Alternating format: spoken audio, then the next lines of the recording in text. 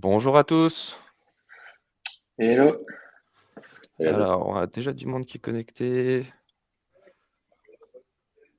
Alors, ça nous fait déjà 24 personnes. Donc, salut Clémence, Maureen. Je vois qu'on a Alexandre.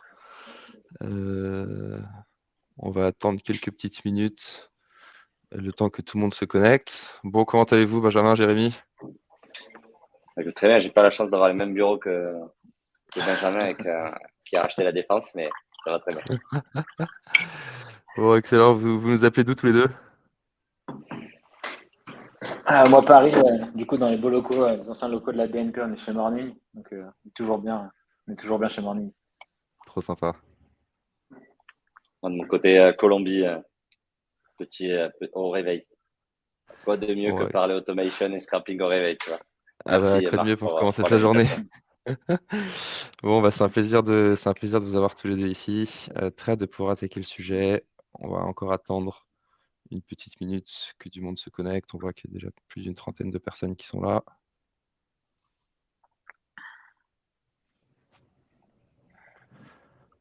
Bon, on va pouvoir parler automation, intent, lead generation. On a des beaux sujets aujourd'hui. Carrément. Je pense que le timing va être cool et effectivement, on va montrer des trucs assez avancés et qui vont plaire à pas mal de monde.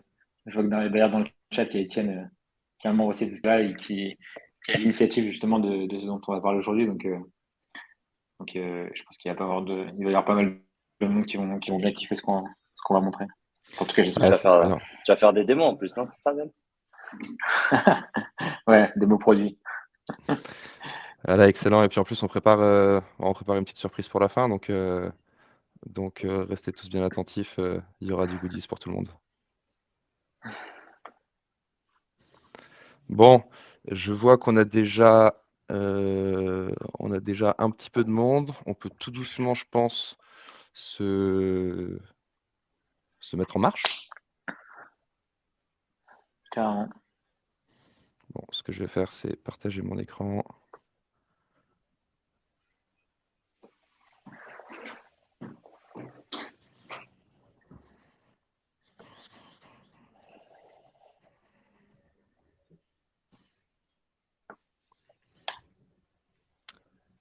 Allez, je pense qu'on va pouvoir attaquer et puis les gens pourront nous rejoindre en cours de route. Du coup, super content d'être là, donc avec Benjamin, CEO de Scalability, Jérémy qui a fondé Growth Talent et qui a un beau parcours derrière lui déjà, et puis moi-même qui ai cofondé Captain Data.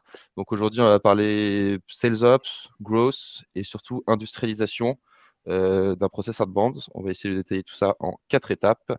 Et avant de rentrer dans le dur du sujet, je vais vous parler très rapidement de Captain Data et de ce qu'on fait, de l'automation qui va être data-driven. Donc globalement, on a construit une plateforme SaaS qui permet à n'importe qui d'extraire, enrichir et intégrer de la donnée dans ses outils de tous les jours, le tout sans avoir à écrire une seule ligne de code.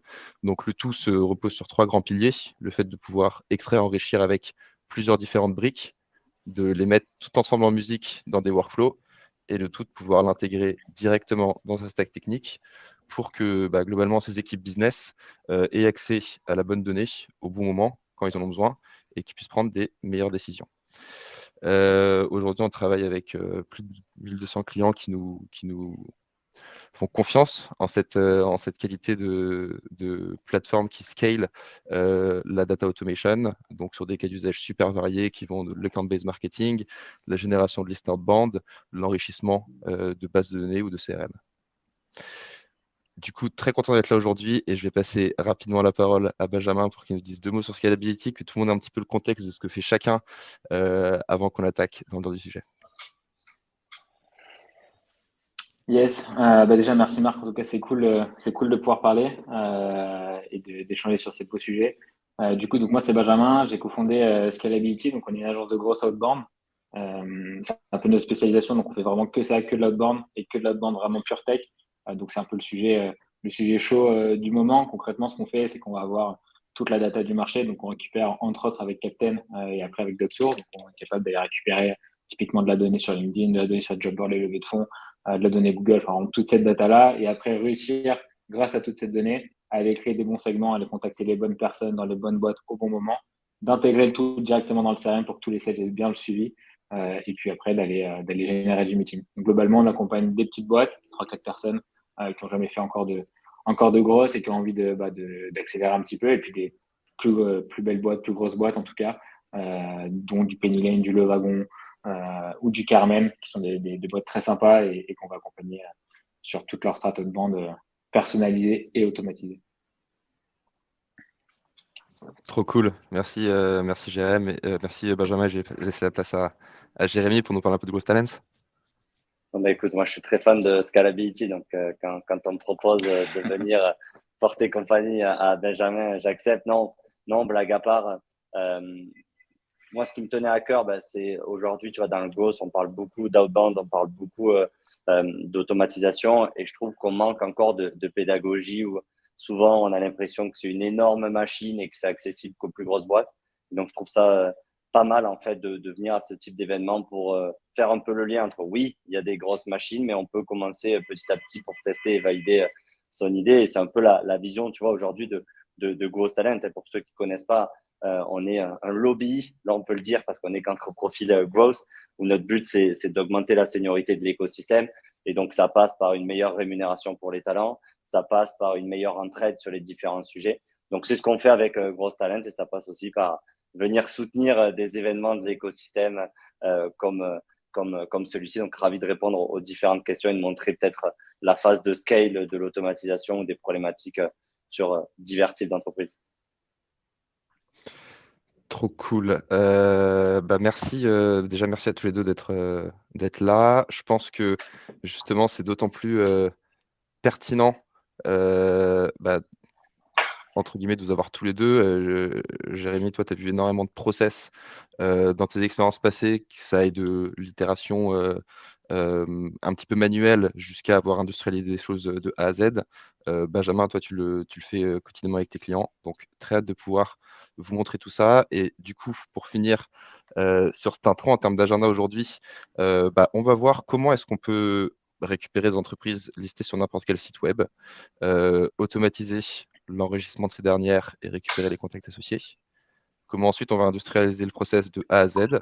Et on va voir ça sous le couvert d'un use case lab, c'est-à-dire comment est-ce que Scalability réussit à faire tout ça de A à Z avec les différentes étapes. On prendra ensuite les questions et on vous apportera des réponses. Et puis on aura une petite surprise pour la fin.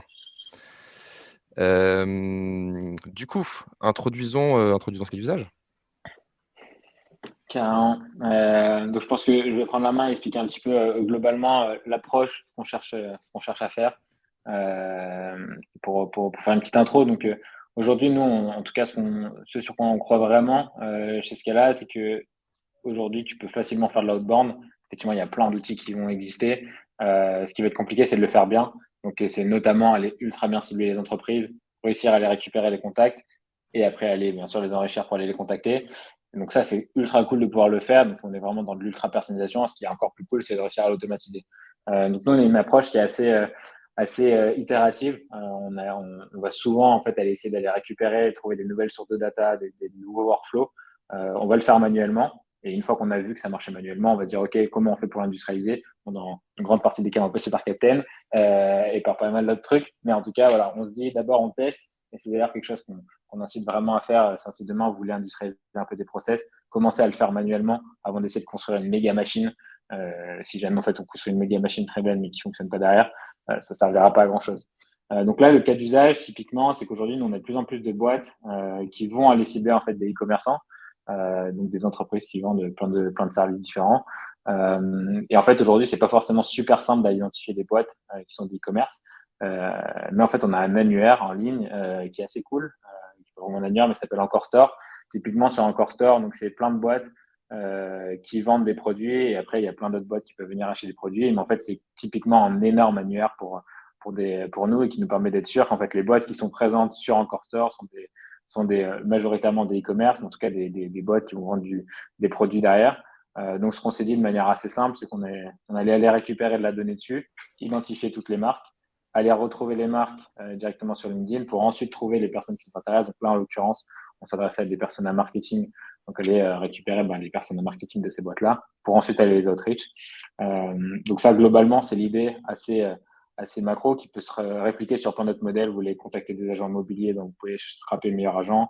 Vous voulez aller contacter des entreprises qui recrutent pour aller scraper Welcome to the Jungle. Donc le flow peut être répliqué sur plein de formats, mais c'est globalement identifier les entreprises grâce à un site web, après aller retrouver la boîte sur LinkedIn, récupérer les contacts, les enrichir, les intégrer dans votre CRM et après aller les shooter.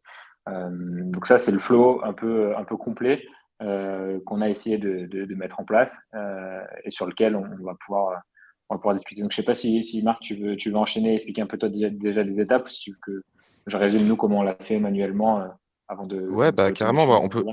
on peut essayer de voir ensemble.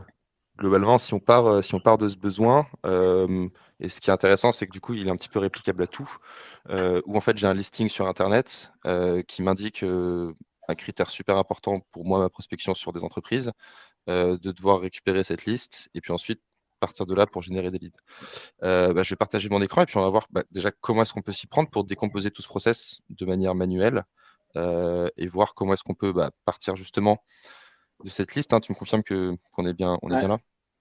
Si je carrément. peux Donc en gros, rajouter, Marc, tu vois, ce qui est hyper important, c'est que je trouve que l'erreur numéro un, souvent, les gens ont la facilité d'aller sur Sales Navigator et d'essayer, tu vois, dans les critères de Sales Navigator, de trouver des boîtes pertinentes.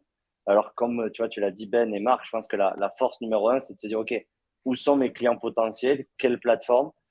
Et là, ce qu'on va voir, c'est de se dire, si c'est encore Store ou peu importe quelle plateforme, c'est pas si difficile, en fait, de sortir les boîtes et d'utiliser plutôt LinkedIn en second temps sur de l'enrichissement plutôt qu'en source principale. Mais aujourd'hui, je pense que, ouais, arrêtons de se jeter sur Sales Navigator, essayer de mettre des mots-clés, des booléans à rallonge pour trouver 30, 40 boîtes. Donc, c'est ça qui est hyper intéressant de se dire que n'importe quel site ou annuaire, comme tu l'as dit, peut devenir une source de boîte, quoi. je suis complètement d'accord avec toi, en sachant que Sales Navigator reste une source of truth, LinkedIn de manière générale, qui est très forte quand il s'agit du people, parce que les gens mettent à jour naturellement leur profil, parce que LinkedIn est garant de l'employabilité d'une manière générale sur le marché. En revanche, au niveau des entreprises, on n'a pas du tout la même granularité d'informations et on a intérêt à en sortir pour aller trouver des intents, des signaux pertinents sur les entreprises pour se dire ah, cette entreprise, elle est bien pour moi et ensuite trouver les bonnes personnes. Et donc, du coup, si on détaille ce cas d'usage qui est juste là, on a du coup énormément de produits qui sont vendus par des boîtes. On voit qu'on a le nom des boîtes qui sont citées systématiquement en dessous. Et donc là, du coup, par exemple, on va prendre l'une de ces boîtes ici. Je vois qu'il y a un produit, l'entreprise c'est Respire, et on va essayer de la retrouver sur LinkedIn. Et pour ça, on va écrire une requête assez simple dans Google qui se dit Respire, site de points, linkedin.com/compagnie, qui va avoir pour effet de me donner la page la plus pertinente pour ce nom d'entreprise. Donc, on va ouvrir cette page, ce qui va nous amener sur la page de l'entreprise en question. Et donc, à partir de là, on va devoir récupérer quelques informations. Les informations qu'il nous faut à la fin pour faire une prospection. Donc, globalement, un company name, un domaine, peut-être une entreprise, une taille, un full name, un job title, un email, peut-être une URL de profil. Mais sans ça, ça va être compliqué de faire de la prospection. Et donc, du coup, là, je pars à la quête de ces informations. Donc, sur cette première page LinkedIn, je vais retrouver le site web que je vais pouvoir copier-coller dans ma spreadsheet. Je vais récupérer la liste des employés qu'il va ensuite falloir que j'ouvre sur Sales Navigator, auquel on va appliquer des filtres en disant que, par exemple, on aurait parlé à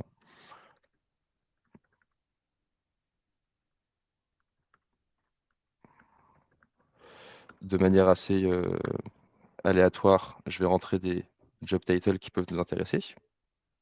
Et là, on va se dire qu'on peut peut-être parler à cette personne.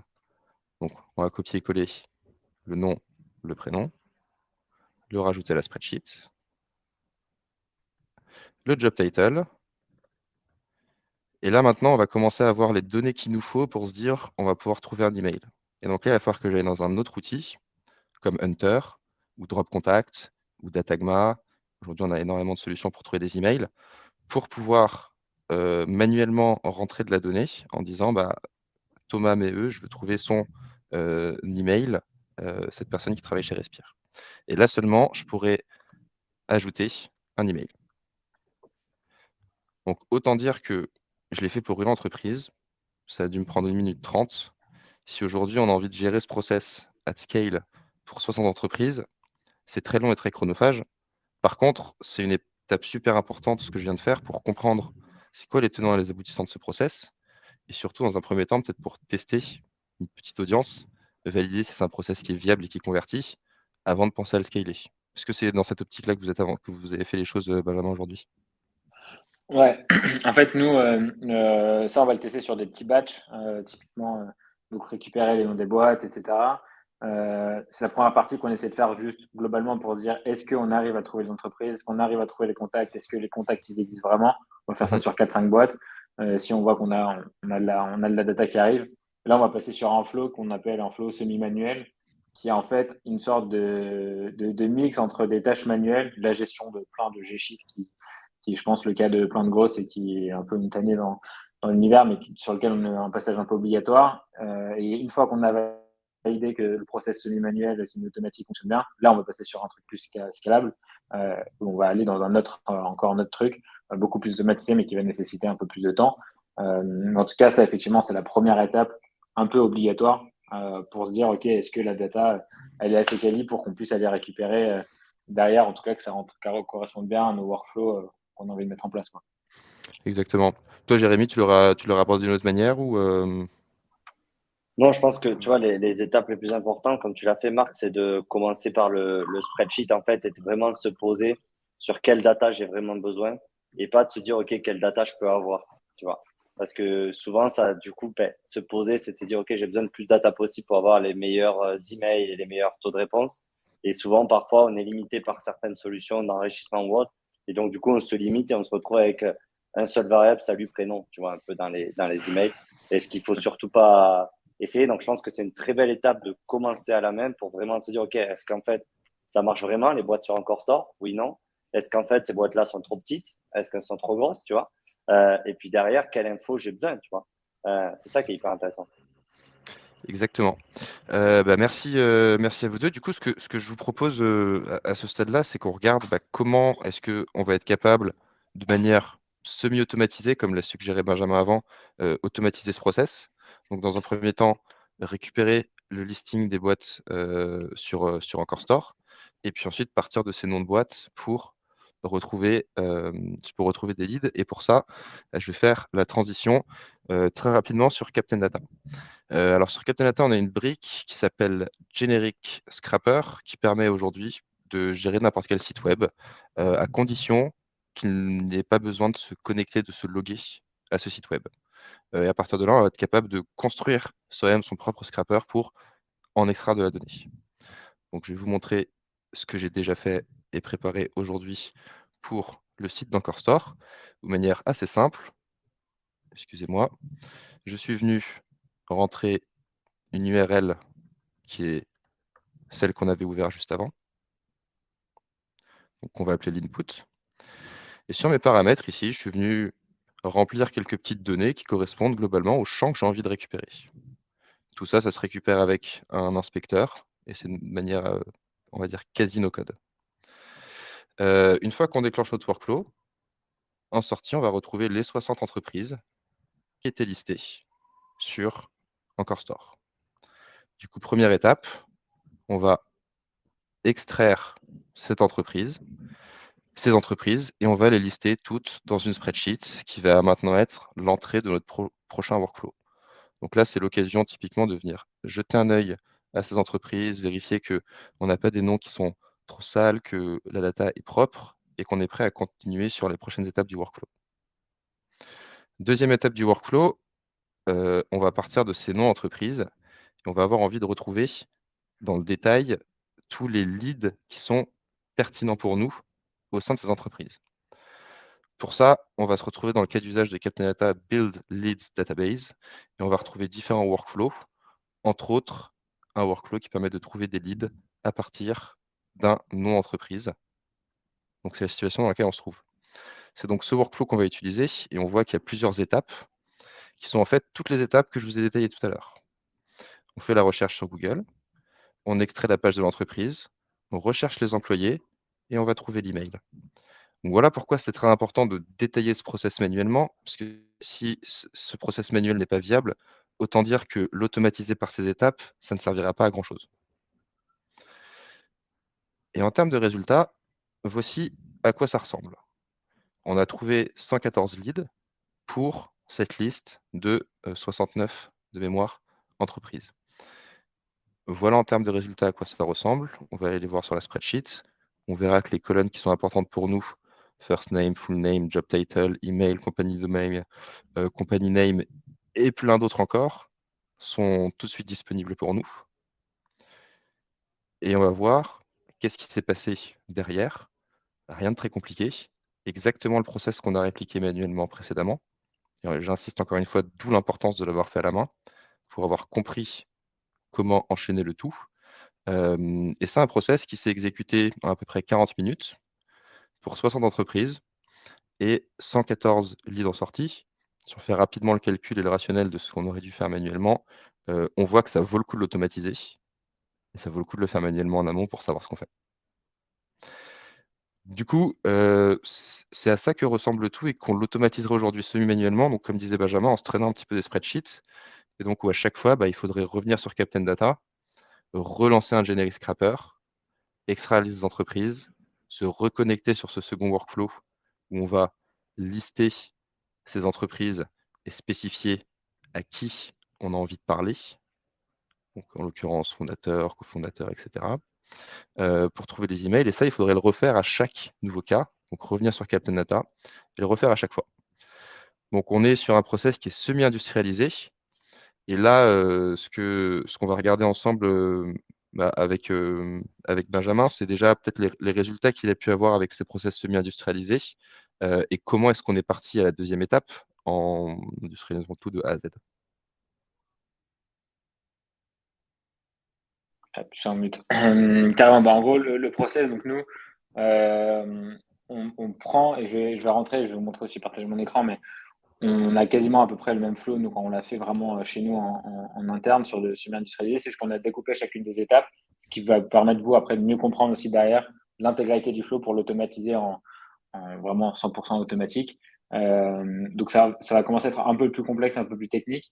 Donc, n'hésitez pas, si vous avez la moindre question, pareil, dans les commentaires, à nous pinguer. Ce sera avec plaisir pour en discuter. Et du coup, hop, je partage mon écran. Donc, pour reprendre un peu donc, ce qu'on vient de se dire, donc, nous, effectivement, on part de la liste dont on vient de parler. Donc, nous, là, en l'occurrence, on a utilisé une extension qui permet d'aller récupérer la data, mais in fine, on a la même chose. Donc, on a le listing, donc on a un beau G-sheet avec toutes les boîtes et les informations qui nous intéressent. On va faire la recherche Google dont on a parlé juste avant avec une compagnie, le job, enfin le nom de la boîte, qu'on va aller après faire directement sur Captain. Ça nous extrait bien la donnée. On va enrichir ensuite les entreprises qu'on a trouvées grâce à Captain. Et une fois qu'on a ça, donc c'est là où il y a une petite différenciation. Nous, on va intégrer directement dans SalesNav la liste des boîtes.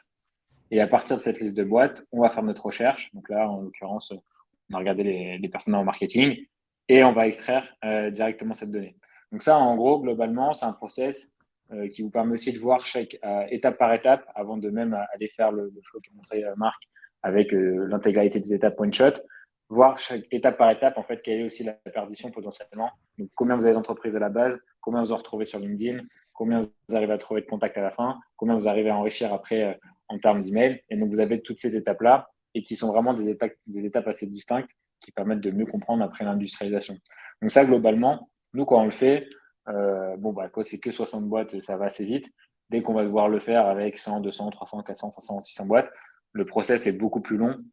Et surtout, la phase la plus chronophage, c'est vraiment la gestion des G-sheets. Et ça, en fait, souvent, il y a des erreurs, il faut aller se reconnecter, il faut aller prendre les données, bien les mapper, etc. Donc, c'est quelque chose qui est assez long. Donc, nous, en gros, on a mis en place quelque chose. Donc, Jérém connaît bien le système parce qu'il a notamment implémenté chez Spendesk. Donc, nous, on a un système de warehouse. Donc, globalement, pour expliquer, donc on a fait un webinaire d'ailleurs il n'y a pas très longtemps avec Livestorm pour expliquer un peu ce système-là. globalement, le système d'une warehouse, c'est une sorte de grosse database qui est notre propre base de données à nous, sur laquelle, en fait, on va pouvoir créer plein de choses à l'intérieur. Globalement, c'est de se dire qu'on a notre propre base de données d'entreprise dans laquelle on va mettre plein de sources. Donc là, en l'occurrence, Encore Store, ce sera une source. La donnée LinkedIn, ça va être une autre source. Et en fait, les outputs finaux, enfin, l'output final de tout ça, c'est d'avoir une liste d'entreprises et de contacts potentiellement qui sont dans votre cible. Donc, si on prend le cas d'Encore Store, on va sur Encore Store, on va extraire la donnée directement grâce à Captain. Et là où ça va commencer à être automatique, c'est qu'au lieu d'aller récupérer à la main sur l'interface la donnée, on va utiliser les webhooks. En fait, le webhook, globalement, ce que ça fait, c'est que dès que le job est terminé sur Captain Data, ça va pousser la donnée directement chez nous. Donc, ça va être dans notre database. On va filtrer. Et là, globalement, on a envie de se dire, OK, toutes ces entreprises-là, est-ce qu'on a déjà scrappé cette donnée? Donc, en fait, au lieu de indéfiniment aller rescraper Respire, ben, si on a déjà scrappé Respire et qu'on a l'information sur le website, on a l'information sur les contacts qui nous intéressent, ben, en fait, on n'a pas besoin de refaire encore un scrapping. Dans ce cas-là, automatiquement, nous, on va aller donc filtrer ça en SQL, donc c'est pour ça que c'est un peu plus complexe, et on va l'ajouter dans notre CRM. Si jamais on n'a pas la data, donc il nous manque de la donnée, par exemple, sur, je sais pas, on n'a pas la donnée sur l'entreprise Respire ou on n'a pas les personnes en marketing chez Respire, on va aller faire une petite requête sur N8N qui correspond à une sorte de Zapier. On va lancer un enrichissement sur Captain Data en lui disant, je veux la donnée de l'entreprise, je veux toutes les personnes en marketing chez Respire. Et pareil, on rentre dans le même flow. Une fois que la donnée a été enrichie, elle repart dans notre base de données pour ensuite être exportée vers le CRM. Donc ça, globalement, ça permet d'automatiser l'intégralité du flow et à partir juste d'un input qui est Encore Store et je veux le market chez Encore Store, tout le flow intégralement est complètement automatique. Et pour montrer un peu le format, donc globalement, ce qu'on fait, donc nous on utilise N8N et je vous incite vraiment à l'utiliser parce que c'est vraiment top. Même si Captain a aussi développé une petite intégration avec Make, mais globalement c'est un truc qui est assez simple. Nous, à partir de là, donc on a 6 comptes sur Captain, donc 6 comptes LinkedIn avec lesquels on va se rappeler de la data. Ça va les récupérer en input toutes les entreprises qu'on a envie d'aller scraper. Ça va lui lancer directement un job sur Captain. Et dès que c'est terminé, ça va retourner directement après sur notre database. Et à partir de là, du coup, on a toute la data. Tout est complètement automatisé. Et après, les seules choses manuelles à faire, c'est de rédiger les séquences. Et ça, pour le coup, c'est bien de mettre un peu d'humain là-dessus, quoi. Ben, j'ai pas mal de questions pour toi. Ça peut être assez difficile, tu vois, pour les gens qui nous regardent de comprendre à quel moment, en fait, tu automatises. Parce qu'aujourd'hui, la majeure partie des gens, tu vois, le font dans des spreadsheets. Pour eux, ça fait partie de leur job. Ça a été quoi, toi, tu vois, un peu l'élément déclencheur? Parce qu'on se doute qu'il y a un investissement, tu vois, à faire en termes de ressources, en termes de temps, en termes de stack aussi. Ça a été quoi, tu vois, l'élément déclencheur ou toi, si tu serais grosse dans une startup, à quel moment tu dis, putain, en fait, je sais que je perds un temps fou sur ces tâches-là et je dois passer à l'étape 3, tu vois? Ouais, ça, c'est vrai que c'est une bonne question. Moi, je pense que le moment où nous, on a un cas particulier, parce que comme on est une agence, on bosse avec pas mal de clients différents. Mais je pense que si j'avais été grosse, en fait, le cas où vraiment tu commences à voir qu'il faut industrialiser encore plus le process, c'est le moment où tu scrapes continuellement la même data. Donc, c'est-à-dire qu'en fait, tu sais que tu as plein de Google Sheets un peu de partout. Tu sais qu'à un moment, tu avais scrappé de la donnée sur des boîtes dans le wellness en France. Là, tu es en train de scraper de la data sur Encore Store. En fait, tu as potentiellement la moitié, ou peut-être pas la moitié, mais au moins 10% des boîtes que tu as déjà, enfin sur Encore Store, que tu as déjà scrappé. Et en fait, tu vas te retrouver indéfiniment à rescraper la même data. Tu as des limitations sur LinkedIn, tu ne peux pas non plus scraper indéfiniment la donnée. Donc, en fait, à partir du moment où tu as ça, donc ça, c'est le premier point. Et le deuxième point qui est vraiment un point clé, c'est quand tu as un nombre de Google Sheets trop important en tête, c'est-à-dire qu'en fait, typiquement, je pense que tout le monde voit ce truc, mais tu as 15 onglets Google Sheets ouverts sur ton Chrome, même s'ils sont bien triés dans des groupes, etc. Ça crache ton En ordi. fait, là, ça crache ton ordi, ça crache ton cerveau. Il y a des moments où tu sais même plus ce que tu fais. Tu télécharges un truc à un endroit, tu vas dans un autre, tu copies-colles et tout. Et en fait, à la fin, tu te rends compte que tu as tout supprimé et tu as fait n'importe quoi. Et en fait, ça, je pense que c'est un des points qui est vraiment clé. Et le deuxième, c'est qu'en fait, grâce à l'automatisation, je vois qu'il y a une question de comment on s'assure que la data est à jour. C'est que ça te permet d'aller en fait un peu plus loin dans ce que tu vas faire parce que tu as cette notion de mise à jour. Donc en fait, tu auras tout le temps de la data qui est à jour parce que tu vas automatiser justement des enrichissements. Tu vas pouvoir jouer sur les intents. Typiquement, OK, là, on a scrappé toutes les boîtes d'un core store. Mais en fait, est-ce que ce serait pas pertinent pour notre boîte d'aller outreach les nouvelles boîtes d'Encore Store, donc toutes celles qui viennent d'arriver. Mais en fait, pour faire ça, bah, tu peux le faire manuellement et te dire, OK, aujourd'hui, je vais tout scraper, demain, je vais tout scraper et faire des comparaisons, etc. Ou tu peux mettre le process en automatique et juste isoler les nouvelles boîtes que tu auras identifiées, quoi. Non, c'est hyper intéressant. Tu vois, nous, il y avait un autre élément déclencheur. C'est au bout d'un moment, en fait, tu sais jamais la profondeur du marché, en fait. Et donc, on a l'impression de se dire, OK, tu vois, c'est les startups. Donc, chaque semaine, tu dois faire plus de leads que la semaine d'avant, chaque mois et ainsi de suite. Mais au bout d'un moment, en fait, le fait de toujours être en continu, tu vois, ce que j'appelle un peu flux tendu, une source le lundi, enrichir le mardi, emailer le jeudi, tu vois, pour grossir le trait. Ben, en fait, tu sais jamais jusqu'à quand ça peut durer, tu vois. Et un jour ou l'autre, tu es obligé d'enlever des qualités, tu vois, tu es obligé d'élargir tes audiences, ou autre, et tu tombes là-dessus. Donc, nous, on avait fait vraiment ce switch-là de se dire, en fait, on va arrêter d'essayer de trouver de l'or alors qu'il n'y a plus d'or, tu vois. On va se dire, on va tout scraper, on va prendre nos verticales, on va prendre nos personas, on va se poser peut-être pendant 2 mois où on va faire que du scrapping, en fait. On va tout mettre ça dans une base et là, on va pouvoir faire des scénarios. Est-ce qu'en fait, on a 2000 clients potentiels ou est-ce qu'on en a 12 000, tu vois. Et ça, c'était la deuxième phase, je trouve, qui est logique à tout ce que tu as dit sur avant, où ça a été le deuxième élément de déclencheur, c'est de se dire, OK, mais en fait, notre marché, il est gros comment? Tu vois, la part du gâteau, elle est comment? Et le seul moyen pour moi, c'est de se dire, bon, on scrape tout, on ne met pas dans un spreadsheet parce que là, il n'y a plus la possibilité. On met dans une base de données et là, on va pouvoir en fait faire des approches beaucoup plus stratégiques de se dire, OK, on a 1% de pénétration, on a emailé 90% de la base, donc on est un peu à poil. Je pense que c'est les deux, tu vois, les éléments déclencheurs qui t'obligent à passer à cette phase 3 parce que là, ce que tu as montré, c'est un peu la Rolls-Royce du growth, quoi. Et ça remonte sur ce côté aujourd'hui. Je pense que 80% des profils growth perdent un temps fou à faire un job qui pourrait être automatisable parce que votre valeur, elle est de choisir les cibles, elle est de trouver les sources et elle n'est pas de gérer des spreadsheets, en fait. Et juste pour terminer là-dessus, en fait, l'autre truc aussi qui est important, et c'est ce dont tu parlais tout à l'heure, c'est que la data aussi, que tu vois, tout le monde veut aller sur ses navigateurs, se rappeler de la donnée, etc. Je pense que l'autre endroit où tu vas te dire, OK, j'ai envie de commencer à aller à l'étape d'après, c'est quand j'ai envie d'additionner des sources pour avoir plein de data points différents qui vont permettre de me dire, OK, ben respire, c'est la boîte que j'ai envie d'aller targeter parce qu'elle est dans la beauté, elle est sur Encore Store, elle a Shopify en CMS, elle a levé 2 millions l'année dernière et il y a un nouveau CMO qui vient d'arriver. Et en fait, ça, si tu veux le faire avec des G-Sheets, je pense que tu te tires une balle.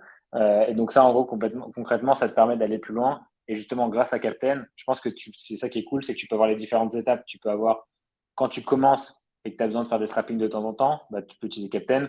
Quand tu veux aller un peu plus loin et faire un semi-automatique, tu peux aussi utiliser Captain. Et après, quand tu as envie d'aller encore plus loin, bah, tu vas utiliser la totalité de ce que tu peux utiliser avec Captain et utiliser majoritairement les API et les webhooks.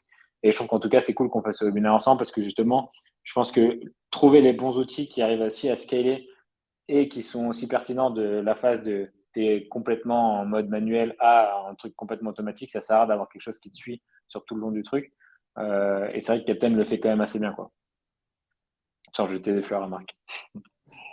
Merci, ça fait toujours plaisir d'entendre ce genre de choses.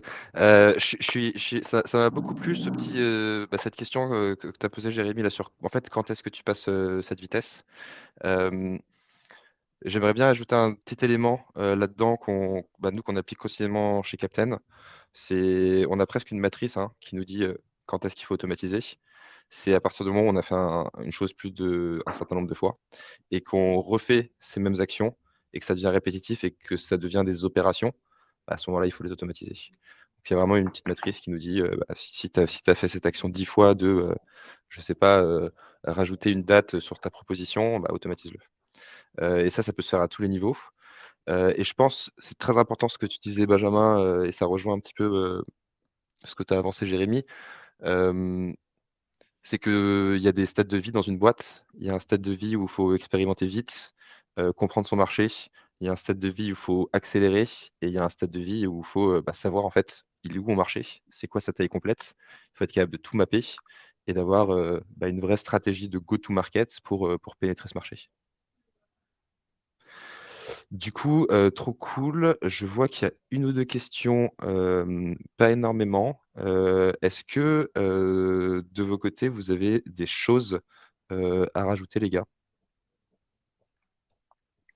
Moi, je peux en rajouter. Si tu me laisses parler, je peux parler, hein. Non, globalement, je pense que c'est assez difficile à comprendre. Mais moi, je trouve que la première étape que tu as montré, d'aller trouver une source, de l'enrichir et de balancer, en fait, c'est un job qui est un peu jetable, tu vois. Parce que globalement, tu n'as rien construit.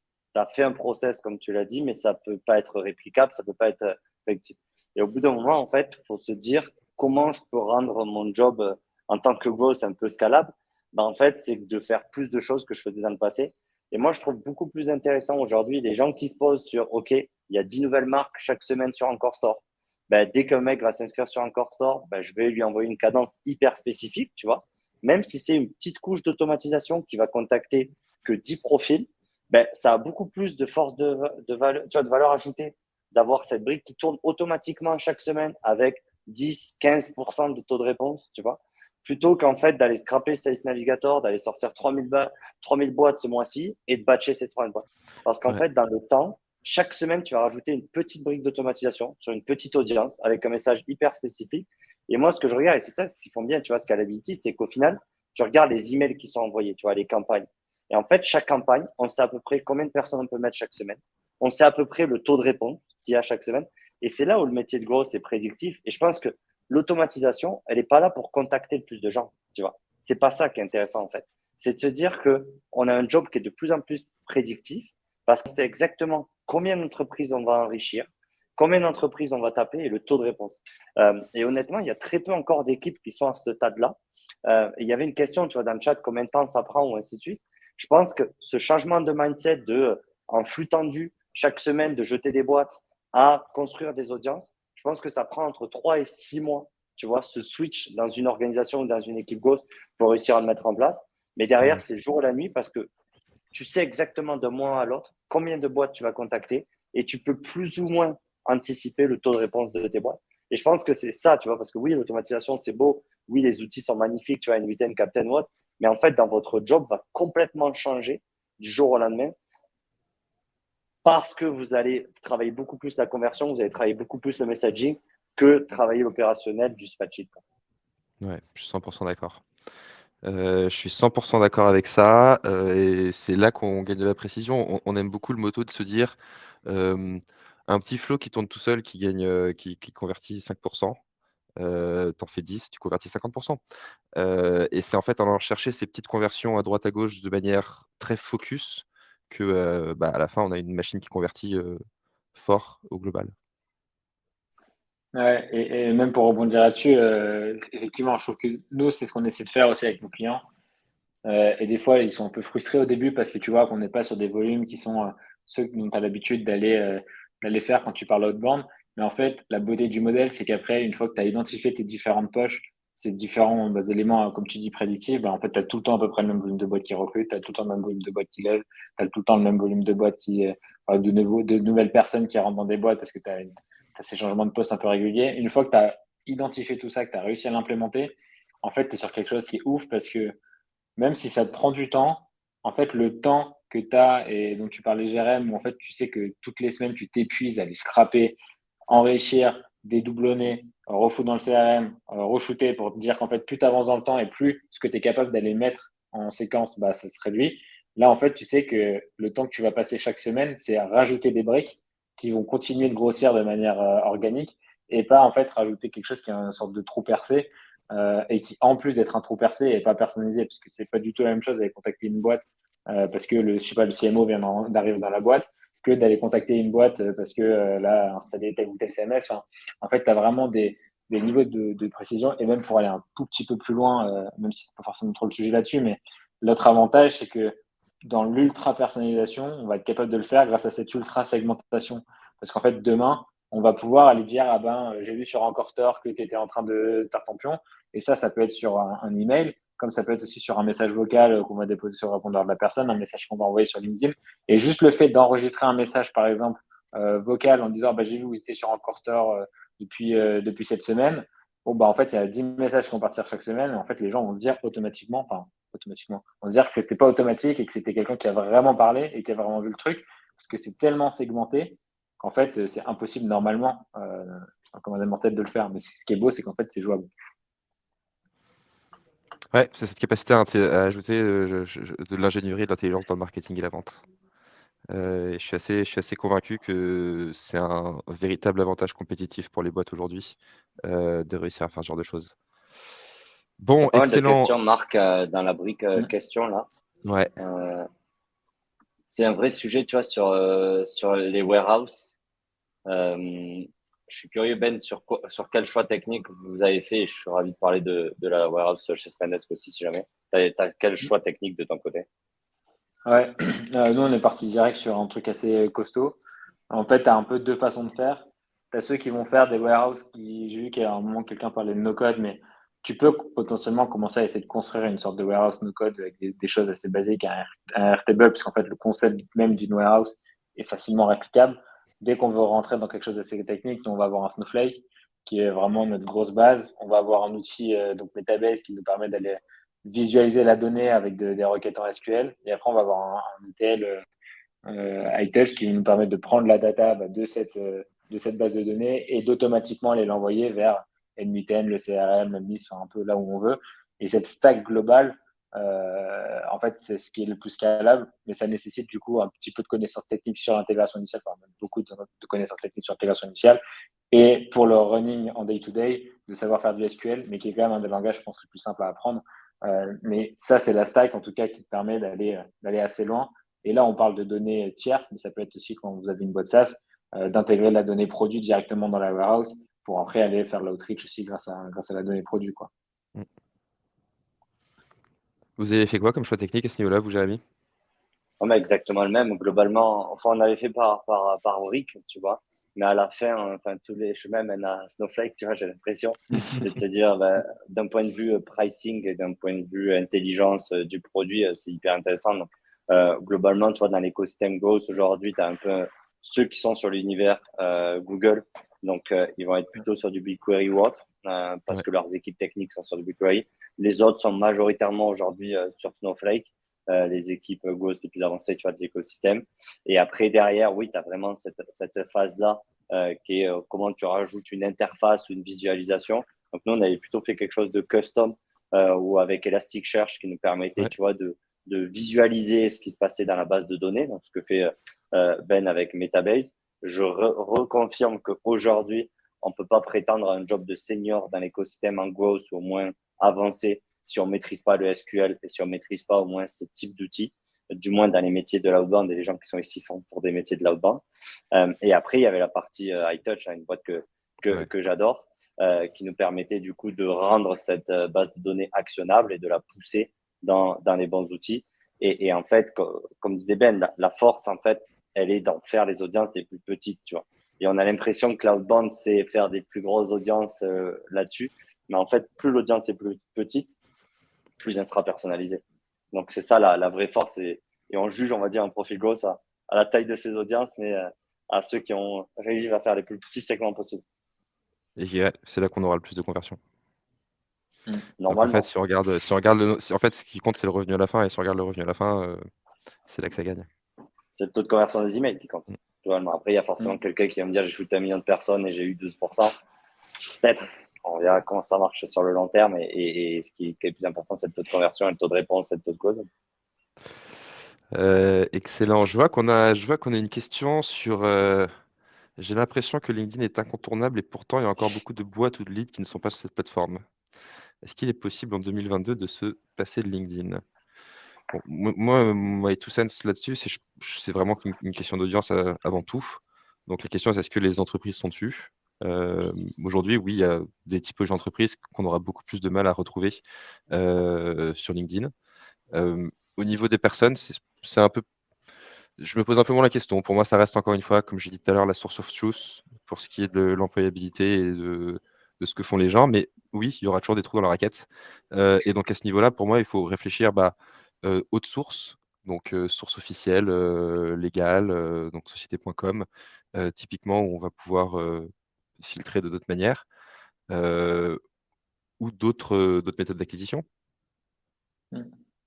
C'est vrai que LinkedIn, après, je pense que ça dépend vraiment des targets. Nous, là, on a parlé effectivement de flow liés à LinkedIn parce que les boîtes qui sont sur Encore Store sont des boîtes digitales, donc on leur employé sur LinkedIn.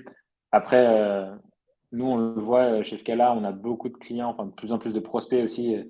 On ne prend pas tout le monde parce que, effectivement, il y a des gens qui ont des sites tellement peu digital et tellement peu trouvables que malheureusement, il faut des sales, enfin malheureusement ou heureusement, mais il faut aussi avoir des boîtes avec des sales qui vont faire du porte-à-porte. Mais sinon, il faut changer complètement de fusil d'épaule et aller targeter des boîtes. Avec du Google My Business, on peut aller récupérer pas mal de trucs. Avec des generic scrapers, pareil, on peut aller récupérer de la data. C'est juste que ce sera peut-être un peu plus générique. Et ben, il va falloir sortir de l'eau, envoyer des colis, envoyer des lettres, envoyer un pigeon voyageur, j'en sais rien. Mais en tout cas, effectivement, l'email avec hello prénom, quand on n'a pas le prénom, c'est compliqué. Mais ça marche quand même. Et surtout, souvent, c'est des boîtes et des personnes qui sont assez peu prospectées, justement, parce que c'est compliqué. Donc, il y a quand même, je pense, aussi un peu son épingle du jeu à tirer, quoi. Ouais, pour ajouter là-dessus, tu vois, Marc, c'était marrant, tu vois, il y a l'anecdote de Doctolib qui faisait l'acquisition d'orthophonistes, tu vois, via la plateforme LinkedIn, quoi. Donc, comme quoi, tu vois, on peut cibler tout le monde partout. Mais sinon, je pense que sur certaines verticales, et tu vois, c'est un Esque aujourd'hui qui vend en mode PME et partout en France, on avait du mal sur LinkedIn à trouver des filiales des sociétés, en fait. Donc, c'est quelque chose qui est assez difficile parce que souvent, c'est regroupé sur un groupe, tu vois, Renault ou autre. Et en fait, il y a plein de filiales qui sont aussi des belles boîtes indépendantes qui peuvent acheter des logiciels là-dessus. Et après, sur certaines verticales où les business sont pas du tout dépendants de LinkedIn, en fait, où les fondateurs d'entreprise ne sont pas sur LinkedIn. Et donc là, du coup, tu peux avoir la problématique. Mais moi, je pense que tu peux tester ton idée sur LinkedIn. Tu as forcément, tu vois, une franchise de burger qui est disponible sur LinkedIn. Par contre, tu vas pas avoir tous les restaurants de fast-food sur LinkedIn. Donc, je pense que c'est pas mal de garder ça en tête que LinkedIn n'est pas la vérité, tu vois, c'est pas la profondeur du marché. Et du coup, en fait, il peut y avoir des boîtes qui sont minimes sur LinkedIn et qui sont immenses dans l'écosystème, tu vois, dans le PIB français, quoi.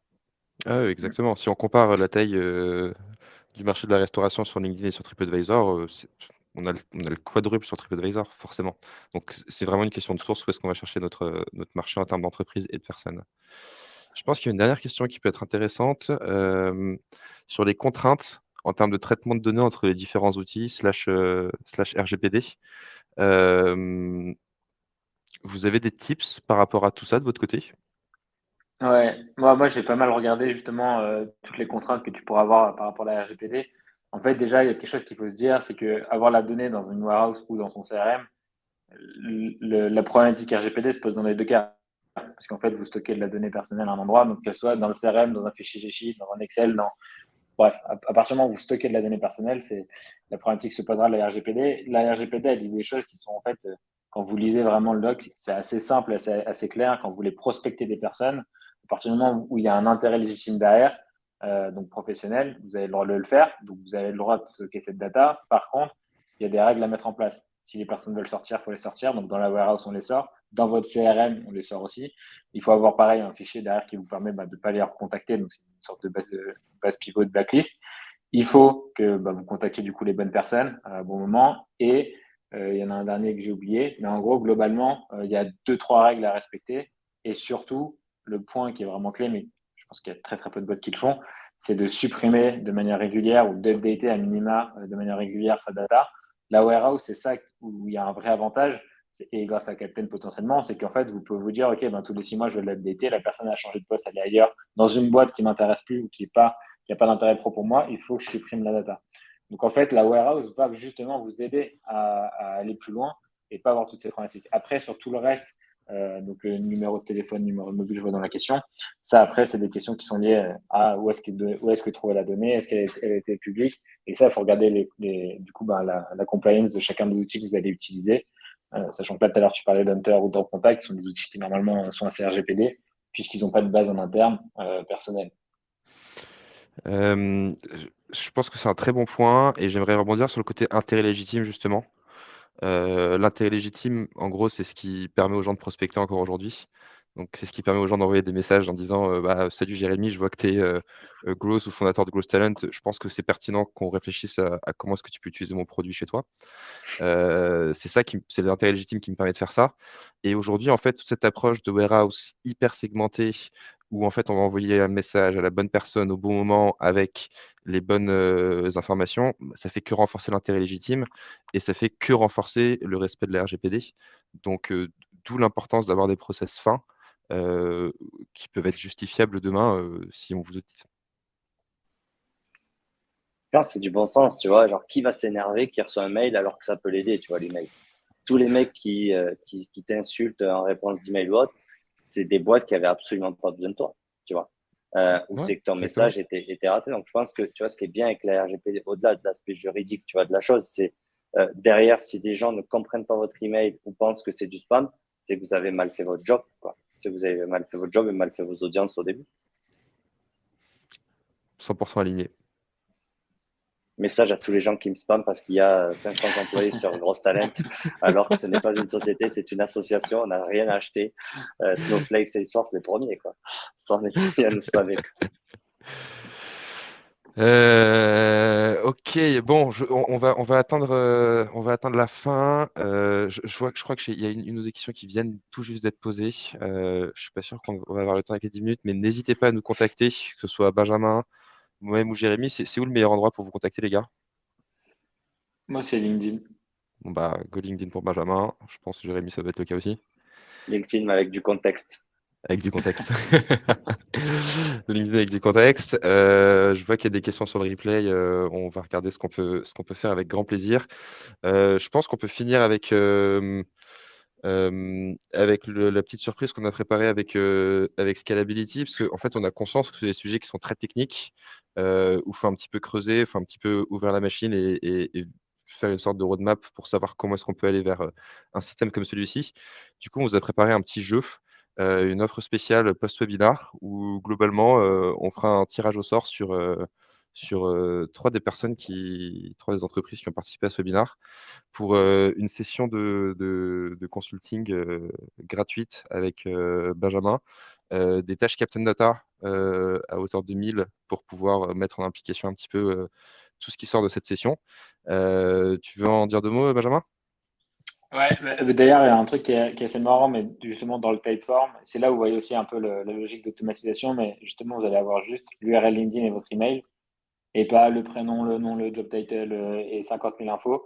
Et ça, typiquement, c'est grâce à ce que fait Captain qu'on va pouvoir après aller récupérer la data. Et donc ça, pareil, c'est un peu hors scope par rapport à ce qu'on dit là, mais n'hésitez pas le plus possible à limiter dans vos formes la data que vous demandez, vous aurez plus de réponses et vous pouvez l'automatiser.